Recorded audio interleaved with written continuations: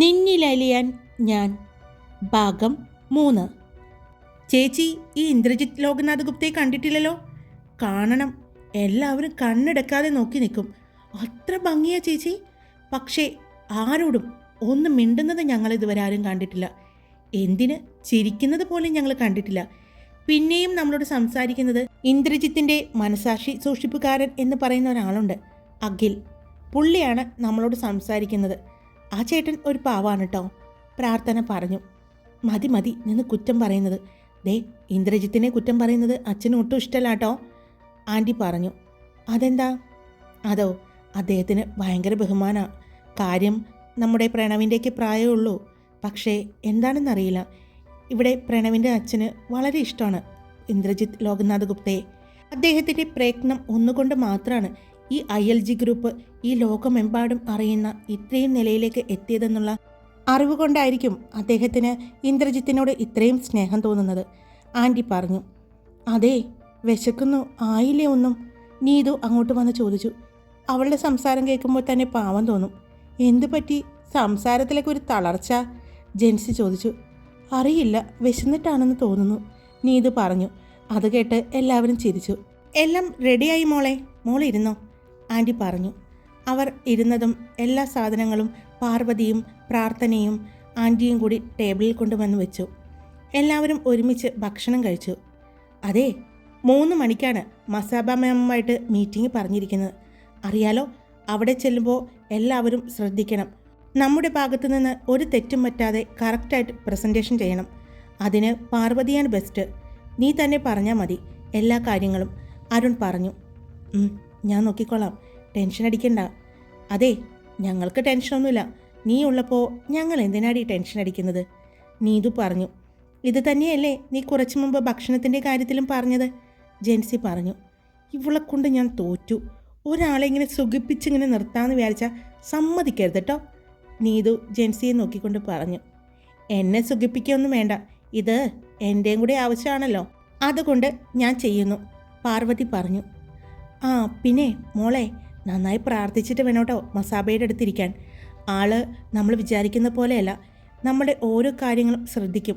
നമ്മളെങ്ങനെ പ്രസൻറ്റേഷൻ ചെയ്യുന്നു എന്നെല്ലാം, നമ്മുടെ ബോഡി ലാംഗ്വേജ്, നമ്മൾ എങ്ങനെയാണ് ഒരാളോട് സംസാരിക്കുന്നത്, കണ്ണിൽ നോക്കിയാണോ എന്നെല്ലാം മസാബ നോക്കും.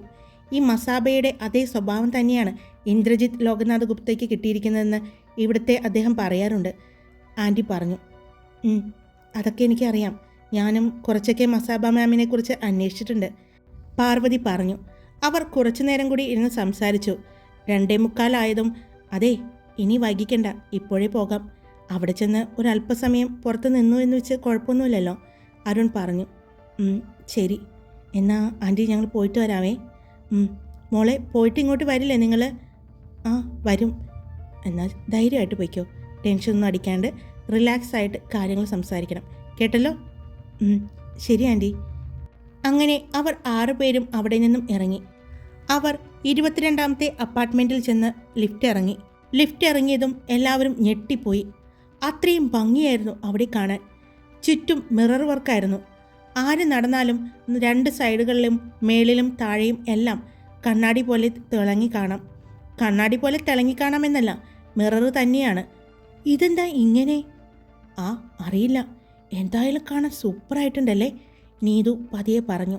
അവർ മസാബയുടെ ഫ്ലാറ്റിൻ്റെ മുന്നിൽ ചെന്ന് നിന്നു. സെക്യൂരിറ്റി ഗാർഡ് ഉണ്ടായിരുന്നു. അവർ അവരെ എല്ലാവരെയും ചെക്ക് ചെയ്തു. ഇതെന്താ ഇങ്ങനെ, നീതു ചോദിച്ചു. അറിയില്ല, സെക്യൂരിറ്റി ഇഷ്യൂസ് ഉണ്ടാവും, ജെൻസി പറഞ്ഞു. അങ്ങനെ അവരെ എല്ലാവരെയും പരിശോധിച്ച് അകത്തേക്ക് വിട്ടു. അവർ അകത്തേക്ക് ചെല്ലുമ്പോൾ ഒരു വീട് എന്ന് തോന്നിക്കുന്ന പ്രതീതിയാണ്. അയ്യോ, ഇത് വീടാണല്ലോ. നമ്മളോട് ഓഫീസിലേക്ക് ചെല്ലാനല്ലേ പറഞ്ഞത്?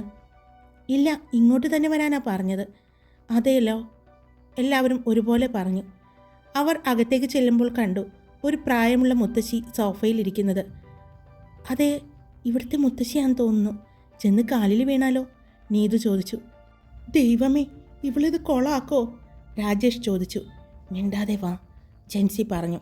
അങ്ങനെ അവർ 6 പേരും അകത്തേക്ക് ചെന്നതും ആ മുത്തശ്ശി അവരെ കണ്ടു. മസാബയെ കാണാൻ വന്നതാണല്ലേ, മുത്തശ്ശി ചോദിച്ചു.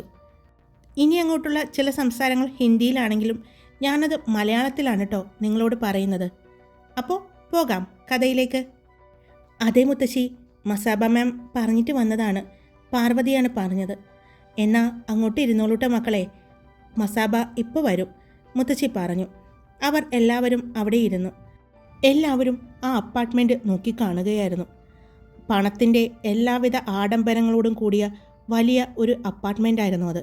അതിലെ ഓരോ സാധനങ്ങളും വളരെ വിലപിടിപ്പുള്ളതാണെന്ന് അവർക്ക് മനസ്സിലായിരുന്നു.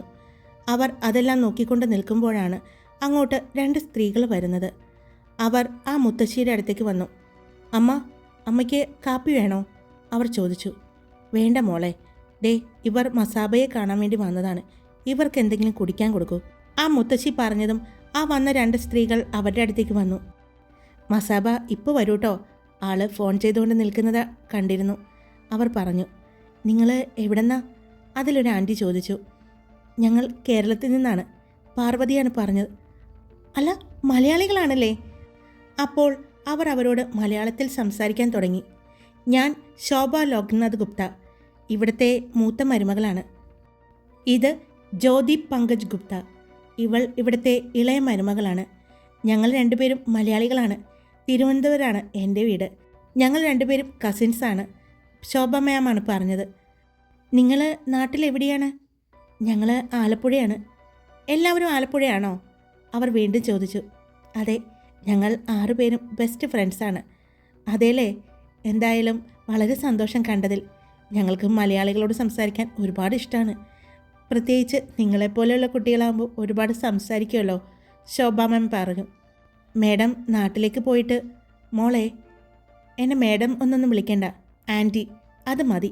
ഈ മേഡം മാം ആ വിളി വേണ്ട കേട്ടോ, അവർ പറഞ്ഞു. അത് കേട്ട് എല്ലാവരും ഒന്ന് പുഞ്ചിരിച്ചു. ആൻറ്റി നാട്ടിലേക്ക് പോകാറുണ്ടോ? പാർവതി ചോദിച്ചു. ഇല്ല, വല്ലപ്പോഴൊക്കെ പോകാറുണ്ട്, ഇപ്പോൾ പോയിട്ട് കുറേ ആയി, അവർ പറഞ്ഞു. അപ്പോഴേക്കും അങ്ങോട്ട് മസാബ വന്നു. അവരുടെ കൂടെ ഇന്ന് രാവിലെ ഉണ്ടായിരുന്ന ആ ചേട്ടൻ കൂടി ഉണ്ടായിരുന്നു. അദ്ദേഹം അവരെ നോക്കി ചെറുതായി ഒന്ന് പുഞ്ചിരിച്ചു. മാം അവരോട് ഇരിക്കാൻ പറഞ്ഞു. എല്ലാവരും അവിടെ ഇരുന്നു.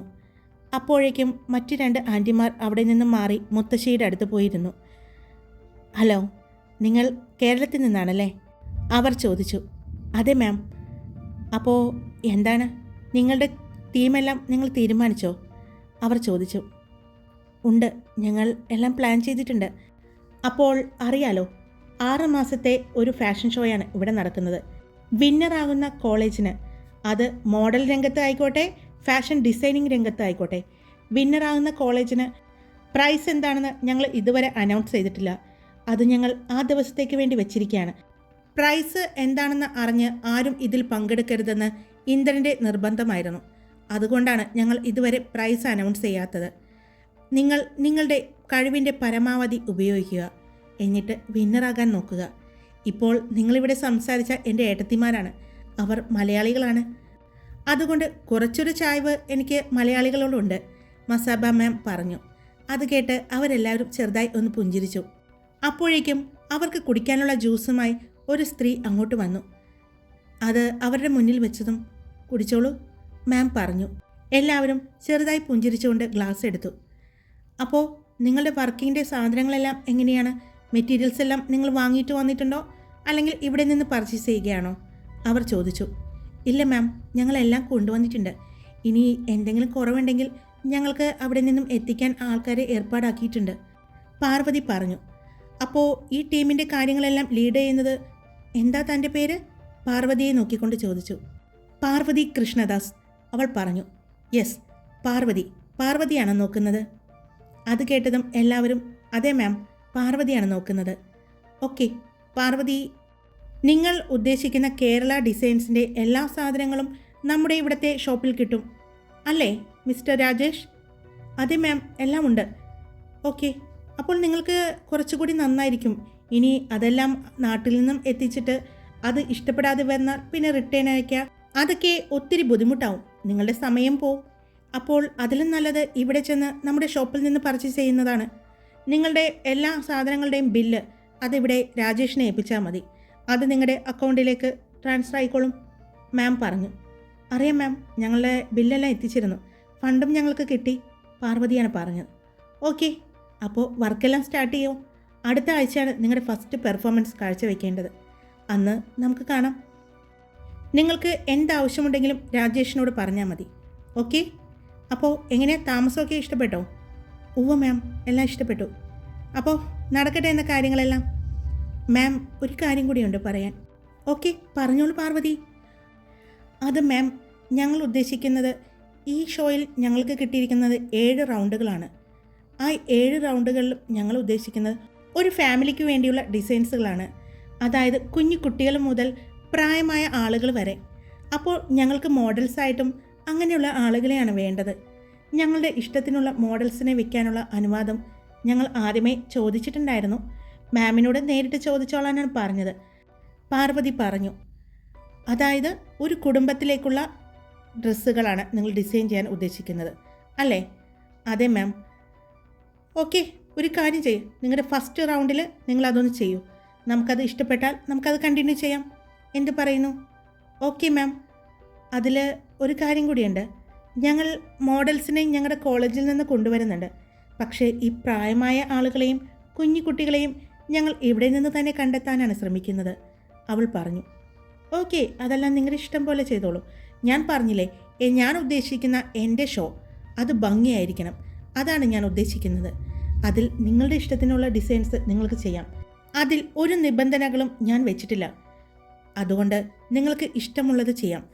പക്ഷേ ഷോയ്ക്ക് റാമ്പിൽ കയറുന്നതിന് മുമ്പ് തലേ ദിവസമോ അല്ലെങ്കിൽ അതിന് മുന്നിലുള്ള ദിവസങ്ങളോ നമ്മൾ ഇതിൻ്റെ ഒരു ട്രെയിലർ നടത്തും.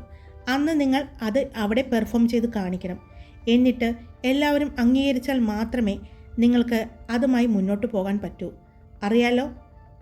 അറിയാം മാം, ഞങ്ങൾ റൂൾസ് എല്ലാം നോക്കിയിട്ടുണ്ടായിരുന്നു, പാർവതി പറഞ്ഞു. എല്ലാവരും ജ്യൂസൊക്കെ കുടിച്ചിട്ട് പതിയെ പോയാൽ മതി.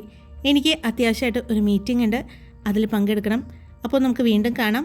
ഓൾ ദ ബെസ്റ്റ് എന്ന് പറഞ്ഞ് മസാബ അവിടെ നിന്നും എഴുന്നേറ്റ് പോയി. അവരുടെ പുറകെ തന്നെ അവരുടെ മാനേജറും പോയി. അവർ പോയത് കണ്ടതും നേരത്തെ വന്ന് സംസാരിച്ച ആ 2 സ്ത്രീകളും അവരുടെ അടുത്തേക്ക് വന്നു. കൂടെ മുത്തശ്ശിയും ഉണ്ടായിരുന്നു. അവർ 2 പേരും പാർവതിയോടും കൂട്ടുകാരോടും അവരുടെ വിശേഷങ്ങളെല്ലാം ചോദിച്ചു. അവർ സംസാരിച്ചു കൊണ്ടിരിക്കുമ്പോഴാണ് ഡോറ് തുറക്കുന്ന ശബ്ദം കേട്ടത്. ഡോറിൻ്റെ ഭാഗത്തു നിന്ന് പുറംതിരിഞ്ഞിരുന്നതുകൊണ്ട് പാർവതി ആരാണ് വന്നതെന്ന് കണ്ടില്ല. എന്നാൽ ഡോറിന് അഭിമുഖമായി ഇരുന്ന നീതുവും ജെൻസിയും കയറി വരുന്ന ആളെ കണ്ട് കണ്ണിമ വെട്ടാതെ നോക്കി നിന്നു. പാർവതിയോട് അപ്പോഴും അവർ സംസാരിച്ചു കൊണ്ടിരിക്കുകയായിരുന്നു. ഞങ്ങൾ ഇറങ്ങട്ടെ ആൻറ്റി? പാർവതി ചോദിച്ചു. അപ്പോൾ നിങ്ങളുടെ ഭക്ഷണമൊക്കെ എങ്ങനെയാണ്? പുറത്തുനിന്ന് വാങ്ങുകയാണോ അതോ ഉണ്ടാക്കാനായിട്ട് ആളെ നിങ്ങൾ അന്വേഷിക്കുന്നുണ്ടോ? അവർ ചോദിച്ചു. ഇല്ലാൻറ്റി, കുക്കിങ്ങൊക്കെ ഞങ്ങൾ സ്വയം തന്നെയാണ്, പാർവതി പറഞ്ഞു. അതെയോ?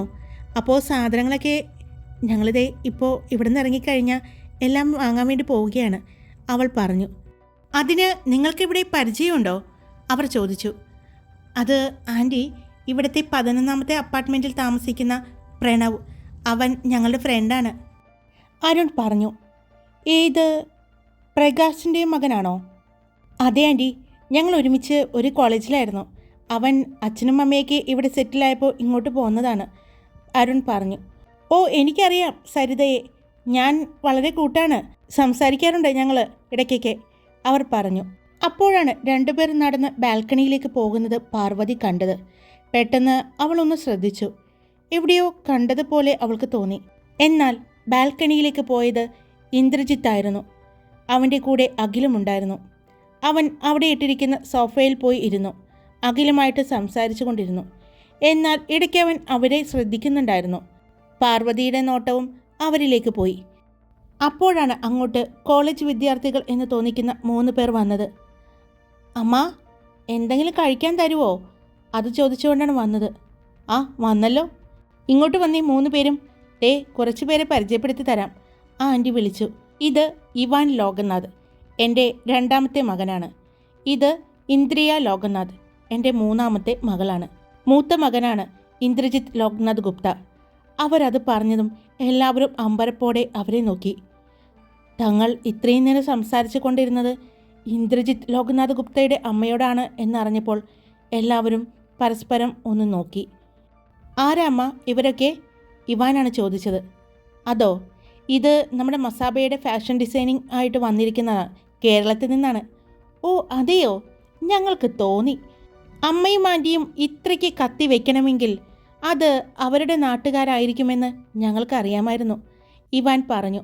ഇത് രാജ്ഗുപ്ത, നിങ്ങളുടെ മസാബ മാമില്ലേ, ആളുടെ മൂത്ത മകനാണ്. ഇളയാൾ ശ്രാവണി ഗുപ്ത. എവിടെ അവർ?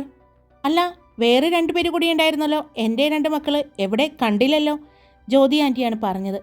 ആ, അമൃതയും ആർച്ചയും അല്ലേ? വരുന്നുണ്ട്, ആടിപ്പാടി എന്തൊക്കെയോ കഴിച്ചുകൊണ്ടാണ് വരുന്നത്. ഇങ്ങോട്ട് വരുമ്പോൾ ഏട്ടൻ കണ്ട വഴക്കുറിയില്ലേ, അതുകൊണ്ട് അത് പുറത്തുനിന്ന് തന്നെ കഴിച്ച് കാലിയാക്കാൻ വേണ്ടി നോക്കിയതാ, ഇവാൻ പറഞ്ഞു. അപ്പോഴാണ് ആ 2 ആൻറ്റിമാരും ബാൽക്കണിയിലേക്ക് നോക്കിയത്. അപ്പോൾ അവിടെയുണ്ടായിരുന്ന എല്ലാവരുടെയും നോട്ടം ബാൽക്കണിയിലേക്ക് പോയി. അയ്യോ, ഏട്ടനുണ്ടായിരുന്നു ഇവിടെ? ആ, ഉണ്ടായിരുന്നു. കേട്ടോ ആവോ? നിങ്ങൾക്ക് പുറത്തുനിന്ന് ഭക്ഷണം കഴിക്കൽ ഇത്തിരി കൂടുന്നുണ്ട്. നിങ്ങളോട് പറഞ്ഞിട്ടുണ്ട് പുറത്തുനിന്ന് അനാവശ്യമായി ഫുഡൊന്നും വാങ്ങി കഴിക്കരുതെന്ന്. ഇന്ദ്രജിത്തിൻ്റെ അമ്മയാണ് പറഞ്ഞത്. എൻ്റെ അമ്മ വല്ലപ്പോഴും അല്ലേ കഴിക്കുന്നുള്ളൂ. ഏട്ടനെന്താ ഇന്നിവിടെ ഈ നേരത്ത്?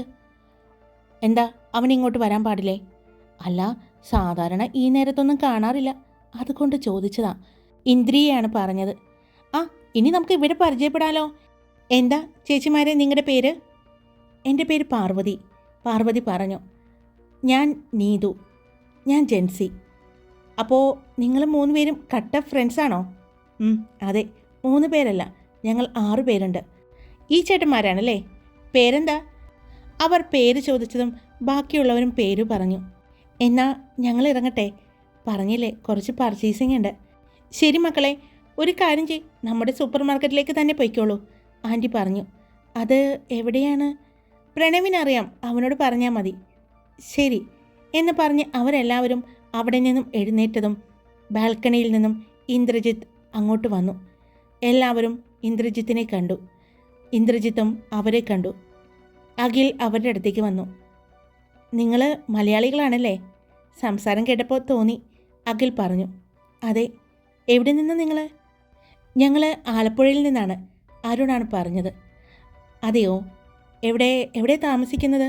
അഖിൽ ചോദിച്ചു. ഞങ്ങൾ ഇവിടെ തന്നെയാണ്, 16ാമത്തെ അപ്പാർട്ട്മെൻറ്റിൽ. ഓ അതെയല്ലേ. അപ്പോൾ ഓൾ ദ ബെസ്റ്റ്, നന്നായി തന്നെ പെർഫോം ചെയ്യുക. അറിയാലോ, മസാബ ആൻറ്റി ആളിത്തിരി സ്ട്രിക്റ്റാണ്, പക്ഷേ നിങ്ങളെപ്പോലെയുള്ളവർക്ക് കിട്ടുന്ന ഏറ്റവും വലിയ ചാൻസാണ്. അതും ഈ കോളേജ് കാലഘട്ടത്തിൽ തന്നെ മസാബ ഗ്രൂപ്പിൻ്റെ ഒപ്പം ചേർന്ന് ഒരു ഈവൻറ്റിൽ പങ്കെടുക്കുക എന്ന് പറയുന്നത് തന്നെ നിങ്ങളുടെ കരിയറിൽ ഒരു ഭാഗ്യമായിരിക്കും, അഖിൽ പറഞ്ഞു. അറിയാം സർ. അയ്യോ, എന്നെ സാറിനൊന്നും വിളിക്കണ്ട, അഖിൽ. നിങ്ങൾ അഖിലേട്ടാന്ന് വിളിച്ചോ, കുഴപ്പമില്ല, അവൻ പറഞ്ഞു. ശരി, എന്നാൽ ഞങ്ങൾ ഇറങ്ങിക്കോട്ടെ. പോയിട്ട് വാ മക്കളെ, വീണ്ടും കാണാം, ഇവിടെ തന്നെ ഉണ്ടാകില്ലേ, ഇന്ദ്രജിത്തിൻ്റെ അമ്മ പറഞ്ഞു. അരുണും രാജേഷും അവരെല്ലാവരും മുന്നേ നടന്നു. നീതുവും ജെൻസിയും അവരുടെ കൂടെ പാർവതിയും എഴുന്നേറ്റ് നടന്നു. പാർവതി എഴുന്നേറ്റ് നടന്നപ്പോഴാണ് അവരെല്ലാവരും പാർവതിയുടെ മുടി കാണുന്നത്. ദൈവമേ, ആ ചേച്ചിക്ക് ഇത്ര മുടിയുണ്ടായിരുന്നോ? ഇന്ദ്രിയ പറഞ്ഞു. അതെ, ആ പെൺകുട്ടിയെ കാണാനും നല്ല ഭംഗിയുണ്ടല്ലേ, ഇന്ദ്രൻ്റെ അമ്മ പറഞ്ഞു. അവിടെ നിന്നും നടക്കാൻ പോയ ഇന്ദ്രജിത്ത് അത് കേട്ടു. അവൻ അവരെ ഒന്ന് നോക്കി, നടന്നു പോകുന്ന പാർവതിയെ ഒന്ന് നോക്കി, പിന്നെ അവിടെ നിന്നും പോയി. എൻ്റെ ദൈവമേ, ഇത്രയും ഭംഗിയുള്ള ഒരു മുടി ഞാൻ കണ്ടിട്ടേയില്ല ഇവിടെയെങ്ങും. അതാടാ പറയുന്നത്, ഞങ്ങൾ മലയാളികളാണ് ഏറ്റവും കാണാൻ ഭംഗിയെന്ന്. ആ കുട്ടികളെ തന്നെ നോക്കിയേ, 3 പേരും കാണാൻ സുന്ദരിമാർ തന്നെയാണ്. അമ്മേ, ആ ചേച്ചിയില്ലേ ആ മുടിയുള്ളത്? എന്താ പാർവതി, ആ ചേച്ചിയെ കാണാൻ അടിപൊളിയാണല്ലേ, നമ്മുടെ ഇന്ദ്രജിത്തേട്ടന് ചേരുമായിരുന്നല്ലേ, ഇന്ദ്രിയ പറഞ്ഞതും എല്ലാവരും അവളെ നോക്കി. എന്നെ നോക്കുന്നതെന്തിനാ? ഞാനൊരു ഗസ്സ് പറഞ്ഞതല്ലേ. ഏട്ടൻ കേൾക്കണ്ട നിൻ്റെ ഗസ്സ്, നിന്നെ ഇവിടുന്ന് ഗെറ്റ് ഔട്ട് അടിക്കും, ഇവാൻ പറഞ്ഞു. ഞാനൊരു തമാശ പറഞ്ഞതല്ലേ. എന്നാൽ ഇത് കേട്ട് ഇന്ദ്രൻ്റെ അമ്മയുടെ ചുണ്ടിൽ ഒരു പുഞ്ചിരി വിരിഞ്ഞു. അവർ ജ്യോതിയെ നോക്കി. മതി മതി നോക്കി നിന്നത്, വാ, വിശക്കുന്നു. ആദ്യം പോയി കൈയും മുഖമൊക്കെ കഴിയിട്ട് വാ, എന്നാലേ എന്തെങ്കിലും തരൂ. അറിയാലോ, ഇന്ദ്രനുണ്ട് ഇവിടെ, അമ്മ പറഞ്ഞു. ഓ ശരി, ഞങ്ങൾ പോയിട്ട് വരാം എന്ന് പറഞ്ഞ് എല്ലാവരും അവരവരുടെ റൂമിലേക്ക് പോയി. അവിടെ ഇന്ദ്രൻ്റെ അമ്മയും അവരുടെ സഹോദരി ജ്യോതിയും മുത്തശ്ശിയും മാത്രമായി. ഏട്ടത്തി, അവർ പറഞ്ഞത് വെറുതെ അല്ലേ, ആ കുട്ടിയെ കാണാൻ നല്ല ഭംഗിയുണ്ടല്ലേ, നമ്മുടെ ഇന്ദ്രജിത്തിന് നന്നായി ചേരുമല്ലേ. അതെ, പക്ഷെ പറഞ്ഞിട്ട് കാര്യമില്ലല്ലോ, അവൻ ആ കുട്ടിയെ നോക്കിയിട്ട് കൂടി ഉണ്ടാവില്ല. അവർ പറഞ്ഞു. അതും ശരിയാ. വാ, അവർക്കെന്തെങ്കിലും കഴിക്കാൻ കൊടുക്കാം. ഇല്ലെങ്കിൽ ഇന്ന് കിച്ചൺ സ്റ്റാഫിനെ എല്ലാം പിടിച്ച് തിന്നും. അതും പറഞ്ഞ് അവരെല്ലാവരും ഡൈനിങ് ഹാളിലേക്ക് പോയി. എന്നാൽ പാർവതിയും കൂട്ടരും വേഗം പ്രണവിൻ്റെ അപ്പാർട്ട്മെൻറ്റിലേക്ക് എത്തി. അവിടെ വന്നതും എല്ലാവരും ശ്വാസം വലിച്ചു വിട്ടുകൊണ്ട് സോഫയിലേക്കിരുന്നു. എന്തു പറ്റി? നിങ്ങളെവിടെ നിന്ന് ഓടിച്ചോ? പ്രാർത്ഥന ചോദിച്ചു. ചുമ്മായിരിക്കും അവിടെ നിന്ന്, അവളുടെ അമ്മ അവളെ കയ്യിലടിച്ചുകൊണ്ട് പറഞ്ഞു. എന്താ മക്കളെ, കണ്ടോ? കണ്ടു, എല്ലാവരെയും കണ്ടു. എല്ലാവരും എന്ന് വെച്ചാൽ നിങ്ങൾ ഇത്ര നേരം പറഞ്ഞില്ലേ, ഇന്ദ്രജിത്ത് ലോക്നാഥ് ഗുപ്ത, പുള്ളിയെയും കണ്ടു, അരുൺ പറഞ്ഞു. ഇന്ദ്രജിത്ത് അവിടെ ഉണ്ടായിരുന്നോ? ഉണ്ടായിരുന്നു. എൻ്റെ ദൈവമേ, ആളുടെ മുഖത്ത് തന്നെ നോക്കാൻ ഒരു വല്ലാത്ത പേടിയായിരുന്നു. നിങ്ങളെല്ലാം പറഞ്ഞു വെച്ചേക്കുന്നത് കൊണ്ടാണ്. പക്ഷേ എന്നെ ഭംഗിയ പുള്ളിയെ കാണാൻ, ഈ ഭംഗിയൊക്കെ ഞങ്ങൾക്ക് കിട്ടിയിരുന്നെങ്കിൽ. അല്ലെങ്കിലും എറിയാൻ അറിയുന്നതിൻ്റെ അടുത്ത് ദൈവം വടി കൊടുക്കില്ലല്ലോ, രാജേഷ് പറഞ്ഞു. പ്രണവ് ആൻറ്റി? പാർവതി ചോദിച്ചു. അവൻ ഇവിടെ ഉണ്ടായിരുന്നല്ലോ. പ്രണവ്? അമ്മ, ദാ വരുന്നു. ദാ വന്നല്ലോ. എടാ, ഞങ്ങൾക്ക് സാധനങ്ങളെല്ലാം വാങ്ങാൻ പുറത്തു പോകണമായിരുന്നു. ഒന്ന് കൂടെ വരുമോ? അതിനെന്താ, പോകാമല്ലോ. ഞങ്ങളൊരു കാര്യം പറയാൻ മറന്നു. മക്കളെ, നിങ്ങൾ ഇവിടെ ഉപയോഗിക്കാൻ വേണ്ടി ഇതേ പ്രണവിൻ്റെ അച്ഛൻ്റെ കാറ് താഴെ കിടക്കുന്നുണ്ട്. അത് ഉപയോഗിച്ചോ. അദ്ദേഹം ആ കാർ അങ്ങനെ കൊണ്ടുപോകാറില്ല. ഇവനുപയോഗിക്കാൻ ഇവൻ്റെ കാറുണ്ടല്ലോ. അദ്ദേഹം കൂടുതലും ഇന്ദ്രജിത്ത് സാറിൻ്റെ ഒപ്പോ അല്ലെങ്കിൽ അഖിൽ സാറിൻ്റെ ഒപ്പമൊക്കെ ആയിരിക്കും. അതുകൊണ്ട് മക്കൾ പോണവരെ അത് ഉപയോഗിച്ചോ. പ്രാർത്ഥന, ആ കാറിൻ്റെ താക്കോൽ എടുത്തു കൊടുക്ക്. ആൻറ്റി പറഞ്ഞതും പ്രാർത്ഥന വേഗം തന്നെ പോയി താക്കോലുമായിട്ട് വന്നു. അപ്പോൾ ഐശ്വര്യമായിട്ട് ഇത് പിടിച്ചോ. എന്നാൽ നമുക്കെല്ലാവർക്കും കൂടി പോയാലോ? അതിനെന്താ, പോകാം. ഹായ്. അപ്പോൾ ഇന്നത്തെ ഭാഗം ഞാൻ നിർത്തുകയാണ്. നമുക്ക് നാളെ കാണാം കേട്ടോ. ഇവിടെ മഴയുണ്ട്, ഇടിവെട്ടുമുണ്ട്. അപ്പോൾ നാളെ കാണാം.